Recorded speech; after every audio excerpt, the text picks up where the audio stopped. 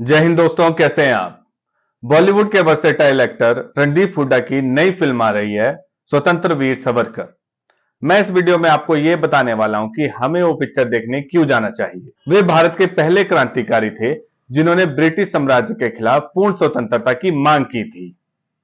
वे भारत के पहले क्रांतिकारी थे जिनके ऊपर हेग की अंतरराष्ट्रीय न्यायालय में ब्रिटिश सरकार द्वारा झूठा मुकदमा चलाया गया था। वे प्रथम क्रांतिकारी थे जिन्हें 2 बार आजन्म कारावास की सजा दी गई थी। सावरकर ही भारत के पहले क्रांतिकारी थे जिन्होंने ब्रिटिश साम्राज्य के केंद्र लंदन में जाकर उन्हीं के विरुद्ध एक आंदोलन खड़ा किया था, जिस कारण उन्हें अपने बैरिस्टर की डिग्री से भी हाथ धोना पड़ा था। वे भारत के पहले व्यक्ति थे जिन्होंने 1857 की लड़ाई को भारत का प्रथम स्वतंत्रता संग्राम की संज्ञा दी थी। सावरकर जी ने अपने जीवन में कई किताबें लिखी। वे कवि भी थे, लेखक भी थे और दार्शनिक भी थे। उन्होंने ही उस समय हिंदुत्व शब्द को रीडिफाइन करते हुए कहा था कि ये एक वे ऑफ लाइफ है और ये एक ज्योग्राफिकल टर्म है, और रिलीजन को उन्होंने वेस्टर्न कॉन्सेप्ट की संज्ञा दी थी। मेरा आजीवन कारावास, हिंदुत्व और काला पानी जैसी उन्होंने कई किताबें लिखी। और 1857 का जो उन्होंने स्वतंत्रता समर लिखा वो तो क्रांतिकारियों की गीता मानी गई। 1909 में ही इसी किताब को लंदन में ही बैन कर दिया गया था। इससे ब्रिटिश सरकार बहुत ज्यादा बौखला गई थी। 1906 में श्यामा कृष्ण वर्मा जी की मदद से वो बैरिस्टर की डिग्री लेने लंदन गए। श्यामा कृष्ण वर्मा जी वही थे जिन्होंने वहां पे इंडियन हाउस की स्थापना की थी। 1910 में सावरकर जी के भाई के ऊपर यह आरोप लगाया कि उन्होंने नासिक के जिला कलेक्टर जैक्सन की हत्या कर दी है, और जिस पिस्टल से उन्होंने हत्या की है वो जो पिस्टल है वो सावरकर जी ने लंदन से भिजवाई थी। और 13 मार्च 1910 को सावरकर जी को भी गिरफ्तार कर लिया गया लंदन में ही। उसके बाद जब उन्हें लाया जा रहा था तब उन्होंने समुद्र में ही छलांग लगा दी थी और वो तैरते तैरते फ्रांस की धरती पर पहुंच गए थे, जहां पे उन्हें फिर से पकड़ लिया गया था। और 4 जुलाई 1911 को सावरकर जी को काला पानी की सजा सुनाई गई। अब ये काला पानी क्या है? काला पानी को अंग्रेजी में सेलुलर जेल बोलते थे।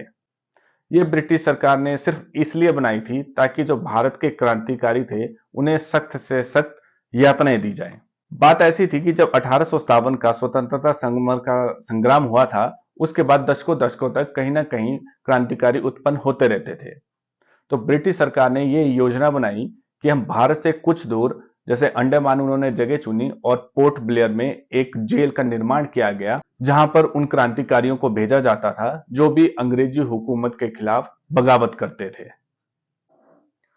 और उस जेल में काम क्या करवाया जाता था? क्रांतिकारियों को बेड़ियों में बांधकर कोल्हू के बैल की तरह चक्कर लगवाए जाते थे और उनसे दिन में 30 पाउंड नारियल तेल निकलवाया जाता था। तो आप समझ ही सकते हैं कि किस प्रकार से ब्रिटिश साम्राज्य के खिलाफ हमारे क्रांतिकारियों ने कैसी कैसी यातनाएं सही हैं। और मई 1921 को उन्हें सेलुलर जेल से रत्नागिरी जेल में शिफ्ट कर दिया गया। 6 जनवरी 1924 को सावरकर जी को रत्नागिरी जेल से भी रिहा कर दिया गया और उनके ऊपर 13 वर्ष तक निगरानी रखी गई कि वो रत्नागिरी जगह से या रत्नागिरी जिले से बाहर ना जा सके। देखिए, उनके बारे में अक्सर ये चर्चा होती है कि उन्होंने माफीनामा लिखा। हो सकता है उन्होंने माफीनामा लिखा हो, लेकिन ये उनकी रणनीति का हिस्सा ही था।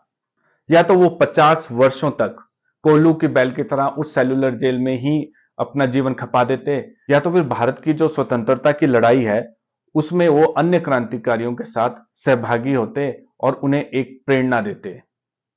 और इतना कुछ सहने के बाद भी भारत में ही कुछ बुद्धिजीवी वर्ग ये कहते हैं कि सावरकर वीर नहीं, सावरकर डरपोक थे। तो आप कमेंट सेक्शन में जाके मुझे जरूर बताइएगा कि आपकी नजरों में ये वीडियो देखने के बाद सावरकर जी वीर थे या डरपोक। चैनल को लाइक और सब्सक्राइब करना ना भूलिएगा। मैं इस प्रकार से आपके लिए ऐसी वीडियोस बनाता रहूंगा। और हाँ, कमेंट सेक्शन में आप जाके ये भी बता सकते हैं कि आप अगली वीडियो किस महापुरुष के ऊपर चाहते हैं। तब तक के लिए जय हिंद, जय भारत।